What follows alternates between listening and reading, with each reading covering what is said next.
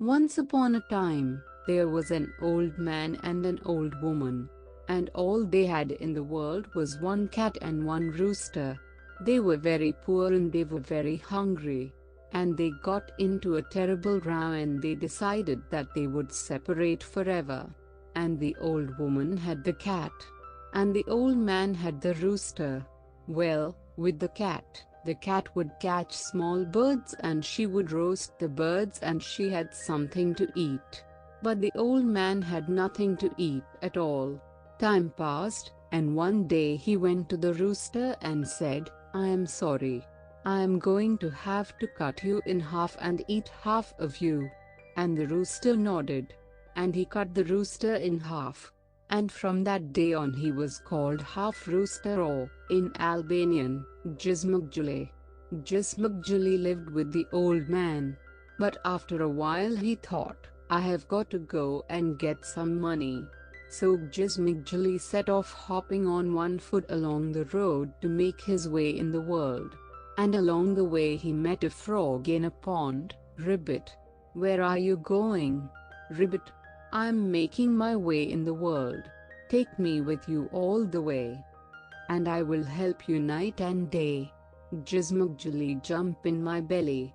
And the frog jumped into the belly of the half rooster, and along the way he hopped until he came to a fox. "Where are you going?" "I'm making my way in the world. Take me with you all the way, and I will help you night and day." Jismukjuli, jump in my belly. And the fox jumped into the half rooster's belly, and along the way he hopped until he came to a wolf. "Where are you going?"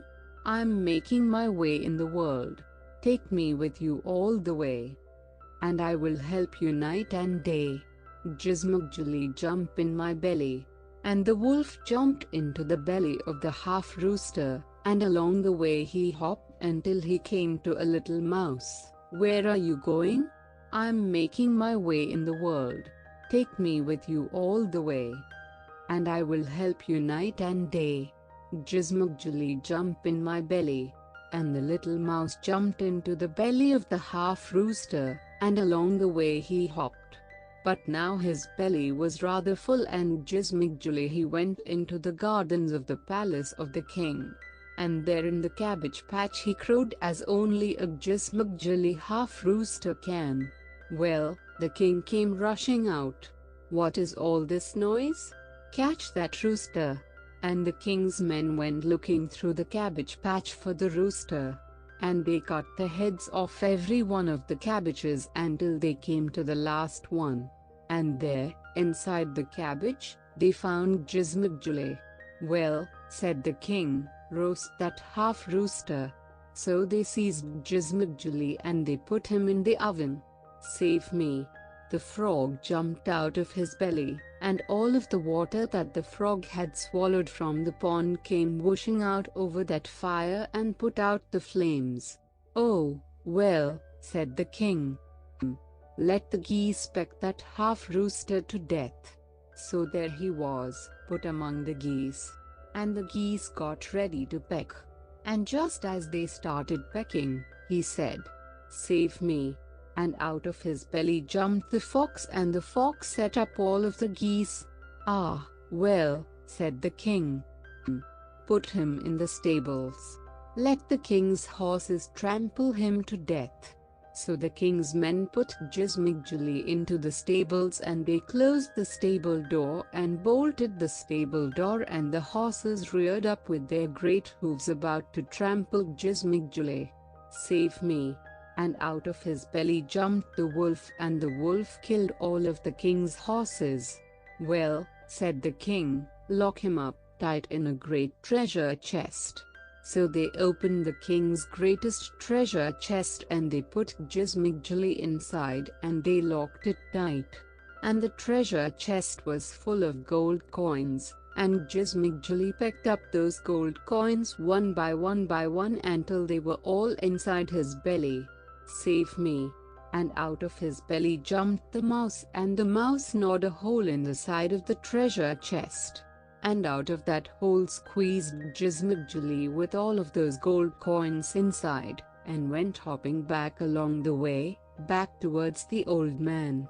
And as he hopped, with the king's men coming after him, but they weren't quick enough, one gold coin dropped from his beak along the way.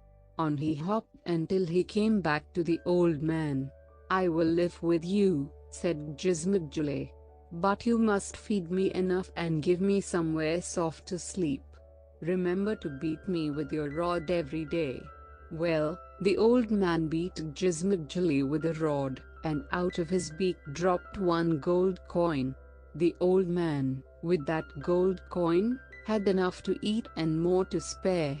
The next day, he beat Jizmigjuli again, and another gold coin, and the next day another, and every day a new gold coin.